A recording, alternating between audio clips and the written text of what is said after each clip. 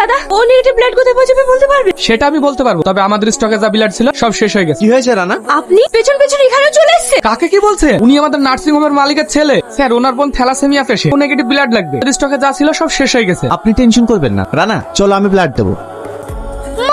কি হলো? তোমার মেয়েকে দেখো। এটা কে? দিদিয়া ভাই, তুমি আমাকে দেখে চমকে গেছো তো? তাহলেই ভাবো তোমার ভাইয়ের ছেলে আমাকে এভাবে দেখলে কি হয়। আমি 1 মাসের জন্য আমার মামার বাড়ি যাচ্ছি, ওখান থেকে তোমার ভাইয়ের ছেলেকে একবারে বিয়ে করেই বাড়ি ফির। চুপ কর, সাবধানে যাবি। ওকে ডার্লিং। তানবীর, তানবীর, হ্যাঁ আব্বু। তুমি ওকে মারলে কেন? তোমার গুণধর ছেলেকে সকালবেলা একটা দায়িত্ব দিয়েছিলাম, একটা ইমার্জেন্সি পেশেন্ট আসছে, পেশেন্টটা তুই দেখে নিস। আর ও সেটা করেনি, খালি ওর কারণে ওই পেশেন্টটা অন্য নার্সিং হোমে ভর্তি হয়েছে। আপু আমি চুপ! এই বাড়িতে থাকতে হলে আমি যেটা বলবো সেটা শুনতে হবে, আর যদি না শুনিস তাহলে নিজের রাস্তা দেখতে পারিস। হ্যালো স্যার, আপনাকে আমি বিষয়টা ভুল বলেছি। পেশেন্টটা আপনার নার্সিং হোমে ভর্তি হয়েছে, আপনার ছেলেই সব ব্যবস্থা করে দিয়েছে। কি?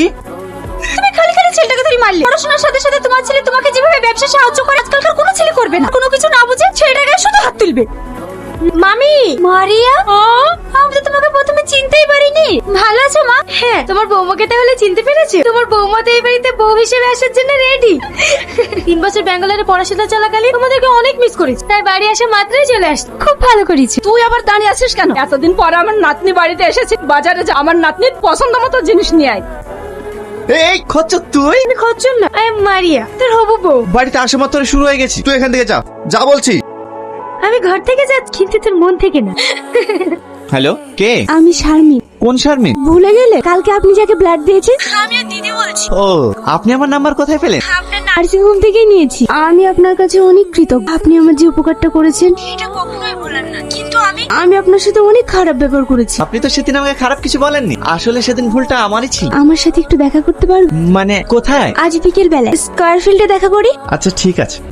ব্যাঙ্গালোরে থাকাকালীন তো ডাক্তার থেকে শুরু করে সমস্ত ছেলেরা তোমার লাটনিকে নিয়ে পাশে। আমার মুখে শুধু একটাই না, মারিয়া মারিয়া মারিয়া। বিয়ে কেন তাই হবে? তোমার ছেলের বউ হয়ে যখন আসবে। কোথায় যাচ্ছিস? মা আমি একটু ঘুরতে যাচ্ছি। আমিও যাব। না না, তোকে যেতে হবে না। মামি যাবো বলছে, নিয়ে যা না। আমিও খচ্চরকে নিয়ে যাব না।